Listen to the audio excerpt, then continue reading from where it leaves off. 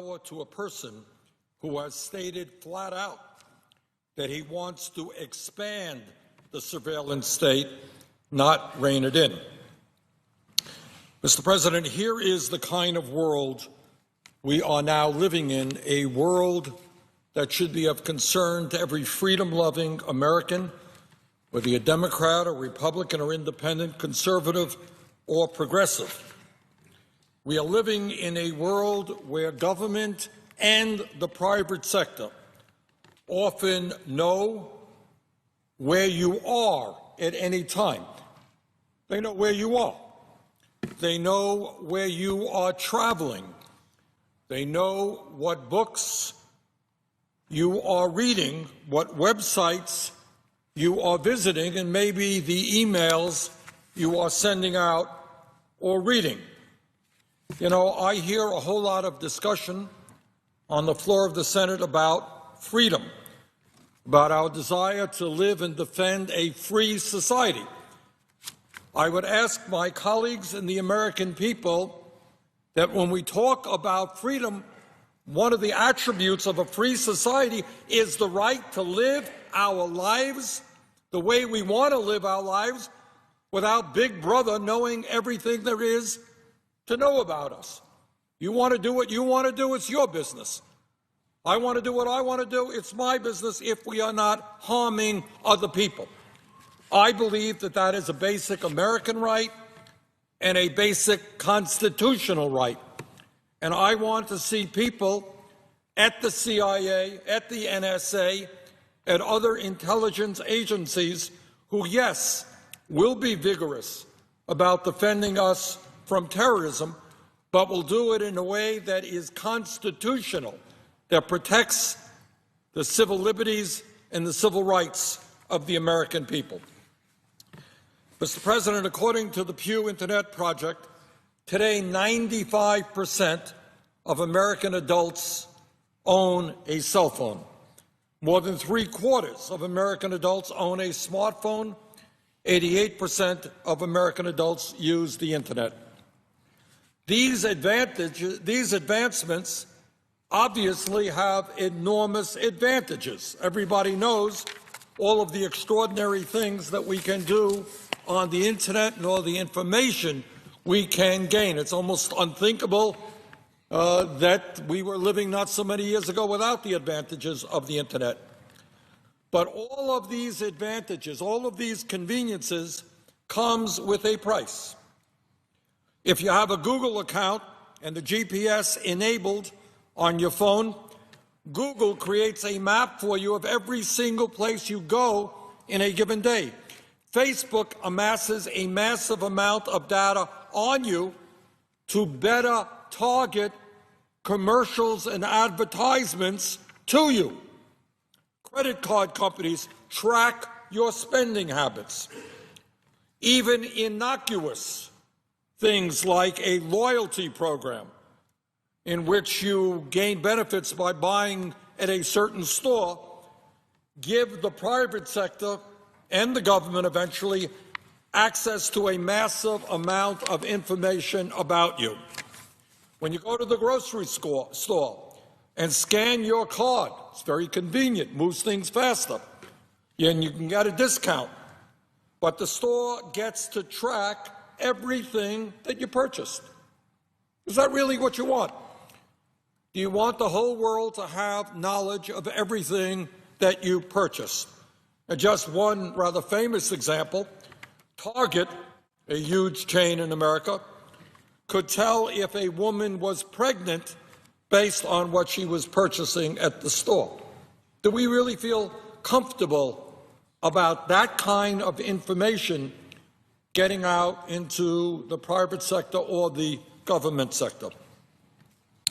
Mr. President, if you were wearing a tracking device today to count your steps, to count your heart rate and your sleep patterns, you may see it as a way to become healthier. Your employer or health insurance company, however, may see it as a way to charge you more if you don't meet certain employee wellness targets. Are we really comfortable about corporations knowing all about our health. If you're dealing with a serious illness, maybe it's something you and your family want to keep within the bosom of your family and not spread to the whole world. The companies are collecting this much information on their own is very troubling to me.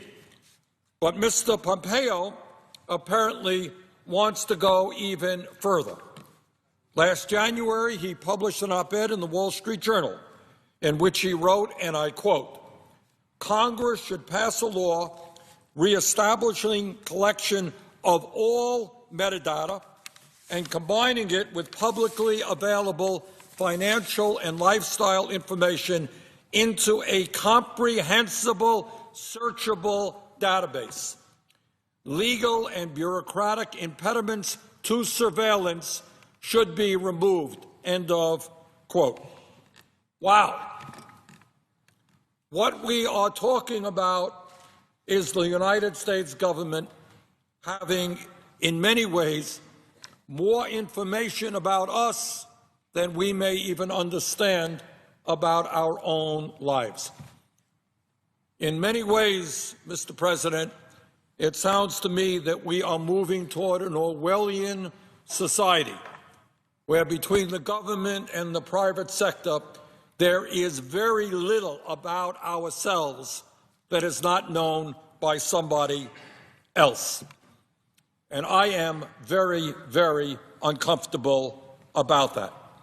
And I want at the head of the CIA somebody who understands thoroughly the Constitution of the United States and privacy rights, and understands that we can fight terrorism effectively within the Constitution and privacy rights guaranteed to the people of our country.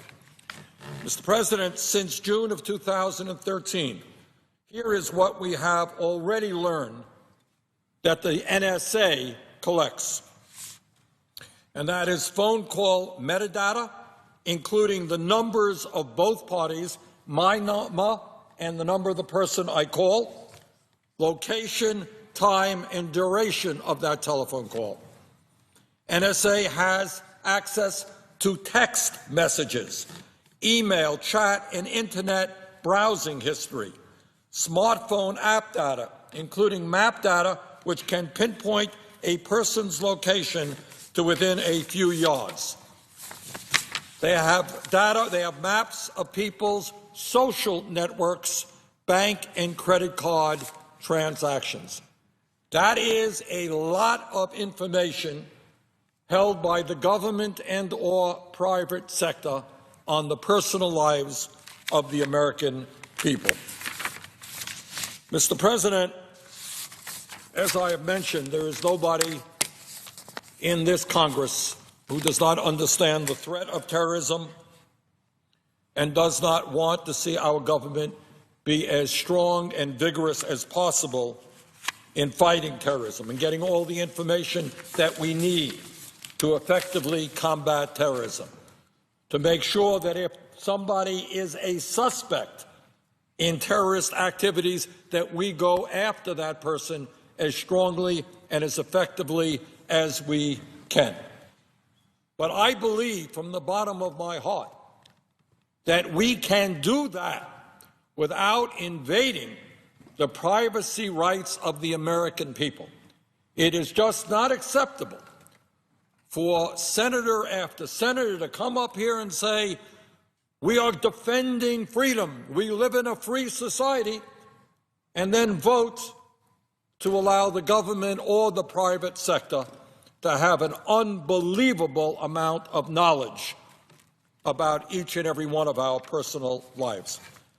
Mr. President, now more than ever, it is vital to have a head of the CIA who will stand up for our Constitution, stand up for privacy rights. Unfortunately, in my view, Mr. Pompeo is not that individual. And with that, Mr. President, I would yield the floor. Mr. President. Senator from Oklahoma. Other people I believe that that is a basic American right and a basic constitutional right.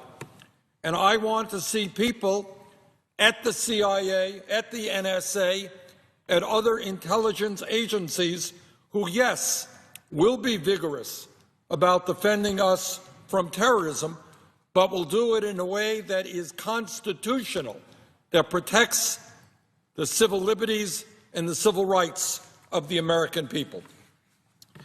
Mr. President, according to the Pew Internet Project, today 95% of American adults own a cell phone. More than 3/4 of American adults own a smartphone. 88% of American adults use the Internet. These advancements obviously have enormous advantages. Everybody knows all of the extraordinary things that we can do on the Internet and all the information we can gain. It's almost unthinkable that we were living not so many years ago without the advantages of the Internet. But all of these advantages, all of these conveniences